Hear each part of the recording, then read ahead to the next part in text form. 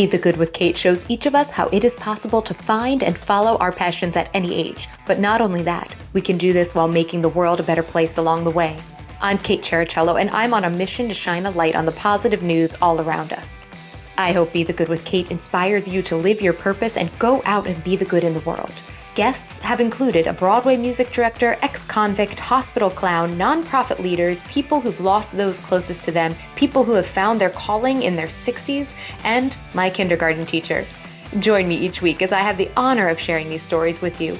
You can find Be the Good with Kate on all podcast platforms and YouTube. Subscribe there or go to katechericello.com/bethegood to be updated when new episodes are released. Welcome back to Be the Good with Kate. Today we have Dr. Ed Eng on the show, and I can't wait until you hear more from him. He has such a fascinating story. A bit about Ed. He was the mayor of La Mirada in 2017, 2022, and just got reelected again very recently. He's a business professor and a seasoned executive with 25 plus years of diverse industry experience in government, media, consulting, and engineering. Previously, Dr. Eng was the regional president of the LA Times, which catapulted the Times to become the largest metropolitan daily newspaper in the country while he was there. He holds a doctorate in organizational leadership, an MBA, MS, and BS in electrical engineering, and he's also an MMA practitioner and enthusiast. His family immigrated from Hong Kong to LA's Chinatown in 1969, hoping to build a better life. And Dr. Ed Eng is here to talk all about all of this now. So thanks so much for being here, Ed. I'm so glad to be here. I'm excited, and congratulations on all the good work that you're doing, and happy motherhood. Oh, thank you. I appreciate it. Yeah, time is flying, but he's definitely keeping us on our toes, that little man. Yeah, hope you're getting some sleep. Yes, very gratefully, yes, thank you. Now, Ed, please tell everybody a bit more just about who you are and what you're doing right now. Yeah, so I mean, you gave that fabulous introduction. I thought you were talking about someone else, but yes, that is my background. I immigrated from Hong Kong with 6 siblings, and my parents spoke no English, came to a new country and wanted to make a better life. My parents wanted that dream for us. Because in Hong Kong, my understanding is, I was real young, there's no middle class. There's only the rich and the poor. And to make something of yourself, you got to move away. And my dad was a policeman. And he said, if you were to stay in Hong Kong, we'll follow one of 2 paths. One is to be a policeman, number 2 is to be a taxi driver. And he didn't want any of that for us, so we immigrated to Hong Kong. We landed in Chinatown, which is a mini version of Hong Kong, but it was more a sad version of Hong Kong because we came right in the middle of the gang war. And with the language barrier and the cultural barrier, it was just a very difficult time for me and my family. And somehow, through hard work and looking at my parents, how hard they worked, and I just kind of made a promise to myself to never give up any opportunities. So any opportunity that came my way, I just took it, and mixing that to another, I got into UCLA, and the rest is really history. I met a lot of friends. I didn't have a social network, but I struggled trying to get a job. But when I finally got a job, I really took advantage of it.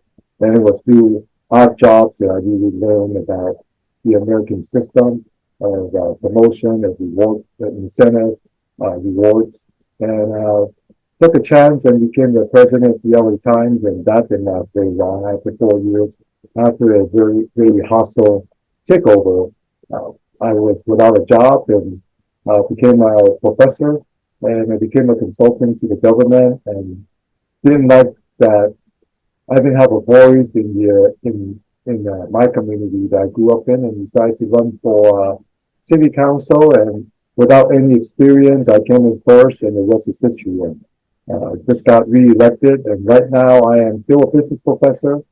I am retiring from my consulting gig end of this year, and I am a city council member. And every day I hit the gym to practice my kicks and punches. So you're not busy at all? No, not really. But I have to say one thing, Kate. Everything I do now is something are things that I choose, and it's something. These are things I really, really enjoy.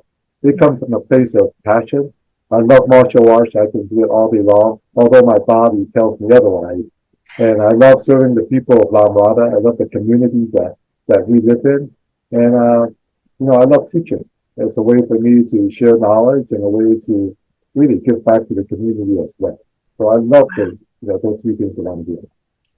Now, did you have any interest in the political realm before you, like when you were in college or when you were working in different industries along the way, or was this something new? I was, I have zero interest. Politics is the last thing I want to get close to. I hated politics. I have no interest in politics. I lived in my city for about, yeah, it was probably 15 years before I knew where City Hall was.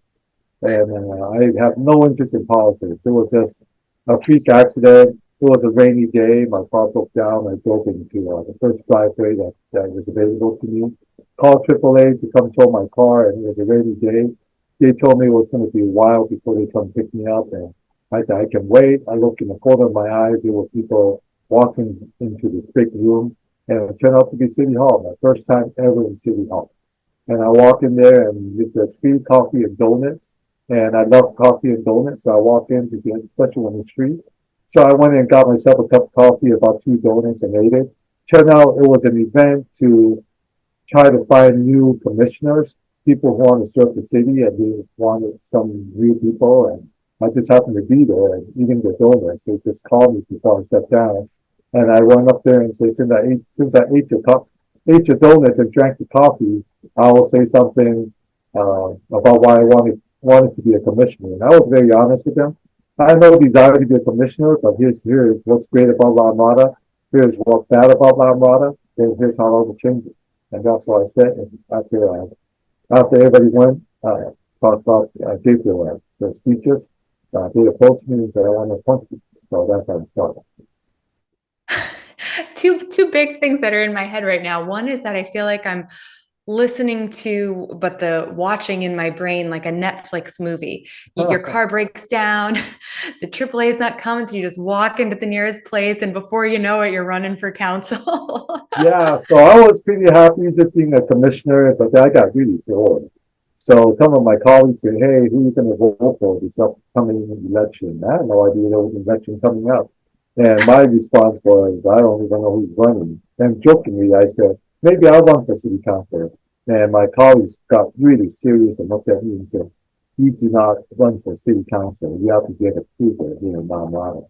And I said, what do you mean by approval? They said, there's a system here. It's not a fiscal system, but you have to get endorsements. You have to get approval. In fact, but by the way, there's only 4 or 5 months before the election. It's too late for you anyway. And when I got home, I couldn't really sleep because something was just keeping me up. I just couldn't sleep. Something was really tugging at my heart. So I said, you know what? My parents sacrificed their whole lives to make a good living for us, to give us the opportunities that they never had. And now I feel like I have a voice in society. I feel like I represent my family, that voice. And I said, why do I have to get in line to run for council? This is the greatest country on earth. This is democracy at its best. No, I'm going to run for city council. No one's going to tell me when I can run and who I need approval from. So I ran.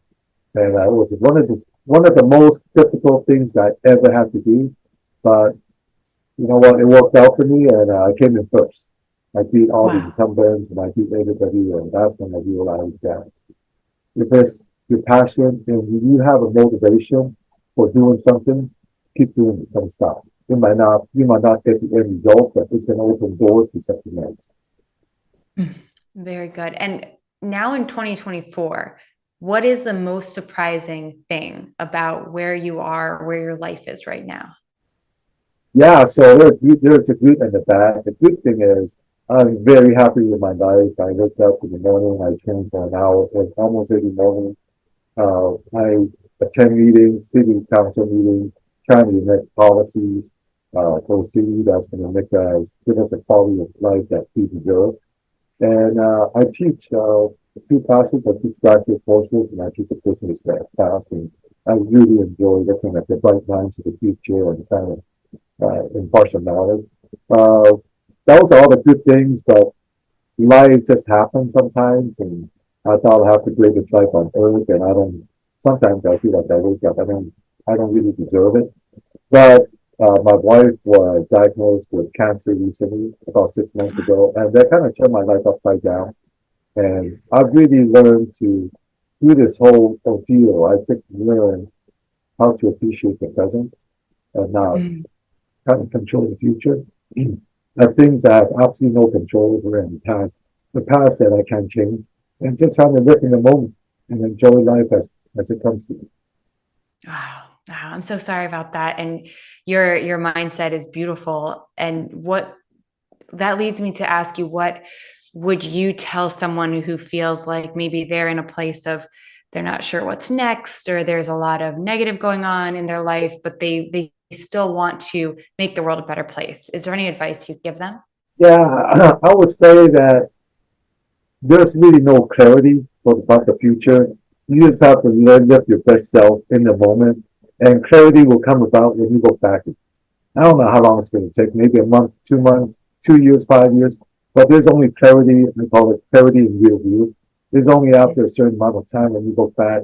That's why things happen the way it did. But if you're trying to figure out everything right now, all the bad things that are happening to you, all the barriers you have to overcome, and you look at the next door neighbor, he's driving a Ferrari, and you're thinking, why can't that be me? No, just stop that thinking. Just stop it. It's the attitude to be live your best self right now. You're impacting your circle of influence the way you should, and things will work out in the future, but only happens when you go backwards in the future.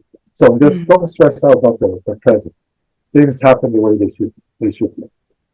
And what about the idea of spreading the positive news stories and why people need to hear about your story of your growth and your success, and why we need to share these kind of like optimistic moments? What do you think the importance is for people? I think the most important is a couple of things. Number one is you gotta have motivation. When there's motivation behind everything you do, it just comes easier. Once you have motivation, then you have the ambition and the drive to make it happen. The second is you have to know your talent. People always say, "I'm passionate about X, Y, Z. These are the things I'm passionate about." Yeah, it's great to have passion, but you got to understand do some real self-reflection on your talent. Because Mm. if you follow your talents, things come easy. When I try to follow my passion sometimes, I wanted to be an NBA basketball player, but I just feel like I'm too short and I'm just not really. I still love basketball, I still love martial arts, but I'm not at the level where I can compete professionally. So if I try to get there, it's going to be a long, long struggle. But if you follow your talents, which for me is really just public speaking and teaching, and if I just follow my talents of teaching and sharing knowledge, things become real easy. And I've become very successful at things with little effort. So I think you have the right attitude. If you have to, I mean, yeah, right attitude, right motivation, understanding your talents, and having passion really to overcome the barriers and really developing your grit. I think you'll be very successful. And I learned grit from watching my parents grow up. My dad was a cop when he was in Hong Kong. He came over with the language barrier. He became a custodian, a dishwasher, and he was really wasn't ashamed of it. That's how he survived. My mom became a self-taught seamstress and making 25 cents an hour back then and taking work home to put food on the table. I just learned grit from them. I watched them grow up, never complain, never ask for help, which I disagree with, but they never ask for help. Just believe that you reach out to your network for help if you need it. But they never asked for help. They didn't have a social network. They just grind and you just have to do it. And toward the end, I saw how it paid off for them. So I think those four components is secret ingredients to life, in my view, in my humble point of view. It was amazing to me just to think about when people first come to the country, and just all of that you said, the language and figuring out work. And when you said you had six siblings, right? Yes. So on top Yeah. of themselves, they also had seven other people to take care of. I mean, just unbelievable. Yeah, so I have six siblings, and I'm not the only one that gone through got went went through the gang war, got the beatings that I didn't deserve, got picked on, just was really the forgotten boys in society. That's how it felt. And I witnessed my older siblings getting beat up with just by bigger gangsters, and you probably heard a lot more. So I don't know how they dealt with it, but we hardly talked about it until I wrote my book, and we all talked about it. And yeah, they suffer just as much, if not more, than I did. It's just writing the book was almost therapy for me. Mm, Not only to inspire other people who are going through tough times that things will get better, and look at my life. We went through some of the worst moments in life, from my point of view, and we came out of it. And so it's more than just inspiration. It was more therapy for me. And I got into martial arts because I was never a good fighter, and I always wanted to be able to defend myself. As soon as my first paycheck came, I sent half of it to my grandmother who protected me when I was growing up. I was always a sickly boy, and the other half was really to help to learn self-defense, and just kind of fell in love with martial arts. wow, wow. And now your book, The Accidental Mayor, I love the title of it too. Thank you. And just incredible how many steps along the way ended up leading you to this in various ways. Tell us more about where people can find the book and also where they can hear more from you and your story. Yeah, so my book is on www.theaccidentalmayor.com, and that leads to all kinds of sites where my book is available. But you can just type in The Accidental Mayor on Amazon, and this should pop up. There's only one of my books, and I was very fortunate. I have a pretty good following. I am not a celebrity, but I'm pretty well known in my city. So I had probably more than a dozen book signings, been on probably 20 or 30 speaking engagements and podcasts and all of that. And like I said earlier, my wife was diagnosed with cancer, and I had to put everything on pause for about the last 6 months. I'm just excited to jump back in to reignite my passion of storytelling, my own personal story, and just started on my second book. Wow. Wow. Beautiful. And thank you for being willing to share your story too, because again, I'm so glad that all sorts of topics that weren't as discussed back in the day, whatever that is, are being discussed now. And hearing these stories of growing up as having come to this country and hearing the story about your parents and then career changing along the way. And you went from this career to this career, and then you ended up with one that you love so much, but everything, how they all just uh, feed each other along the way is wonderful. So thank you for sharing that as well, because I know that we all need that inspiration. Thanks, Kay. Yeah, for me, the whole teaching of that, the lesson of my career is don't think that you're stuck in a job. Every opportunity, every job will come back in some way to help you when you least expect it. I have the worst jobs ever, part-time jobs, odd ends, uh, jobs that I hated, but they all came back to help me in the least expected moment. And that is a trend that keeps coming up on this show.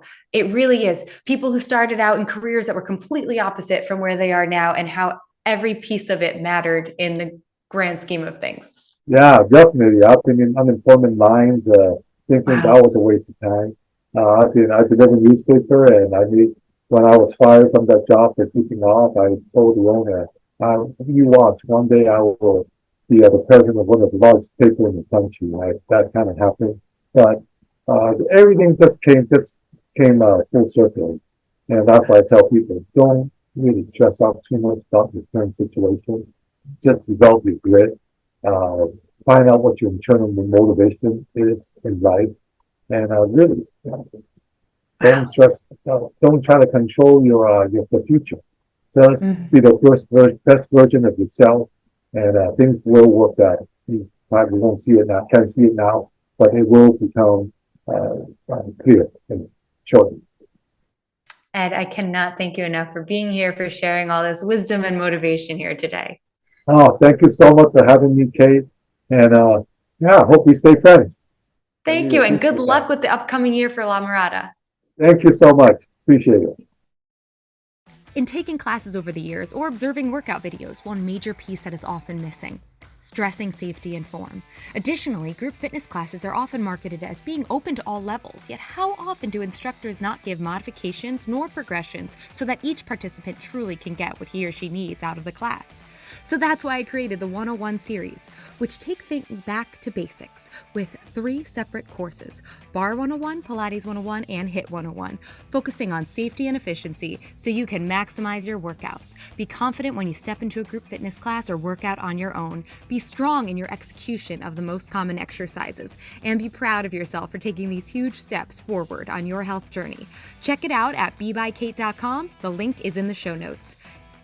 Thanks so much for listening to Be the Good with Kate Chericello. Whether you're listening on YouTube or via podcast, it would mean the world if you liked, subscribed, and or left a review. You heard about the good? Now go out and be the good in your life this week. If you have stories of good news that need to be shared, please send me a message. Thanks again and have a great week.